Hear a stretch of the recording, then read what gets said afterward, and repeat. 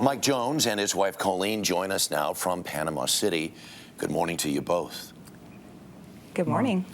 Mike, let me ask you this, just to begin with. As you watched all of this unfold, what was your greatest fear? That the superintendent was dead. That he was actually dead? Yes. Because you saw... He pulled that trigger and... Right, because yes. You saw Mr. Duke open fire, and you then saw Mr. Husfeld fall behind the desk there, right?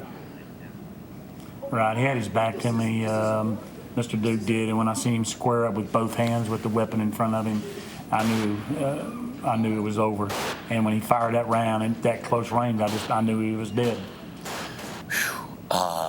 And at that point, do you know you have to act?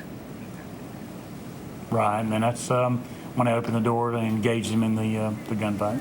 Right. Did you have a what you would call a clear shot? I mean, were you in a position where you could really encounter him?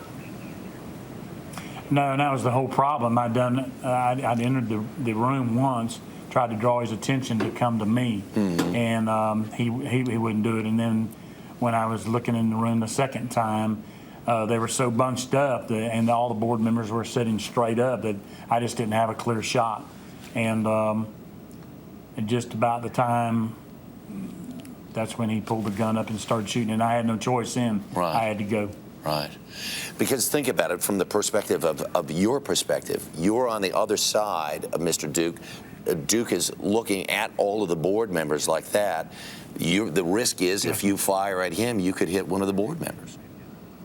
Exactly, and that was the whole thing I was waiting on. And Mr. Husfeld was doing a really good job of talking to him.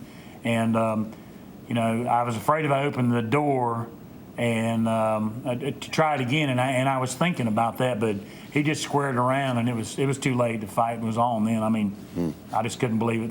What was your reaction then when Mr. Duke went down? It was clear that you could go over. You literally removed the gun from his hand, and Mr. Husfeld then pops up from the other side of the desk.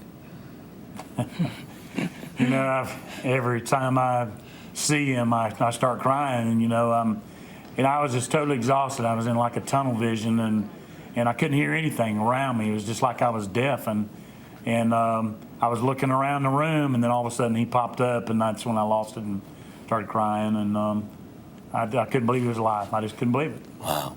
All of this is a miracle. I mean, all of this has weighed pretty heavily on you, hasn't it? Yes, sir, it has. They sent me to the hospital that night for observation. They said my heart was racing pretty bad, and the next day they put me to sleep that night, let me sleep, and now I haven't slept all night tonight. I think it's starting to take a little bit of effect on me now. I'm pretty tired. I'll bet. You know what? I want to get Colleen in here too, because what most people know you for in your community is, well, they know you're a retired cop, but they also know you as Salvage Santa. Colleen, how good a man is the guy you're sitting right next to right now?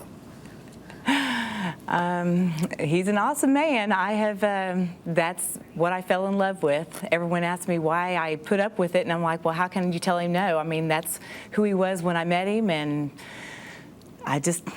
I love him. I'm very proud of him. He has a huge heart in here in Bay County. We wish you the best, and wish you the best on this Christmas season. Thank you so much for taking the time to speak with us. Thank you. Really do appreciate it. Thank you. Yes, sir. All right, Mike and Colleen Jones.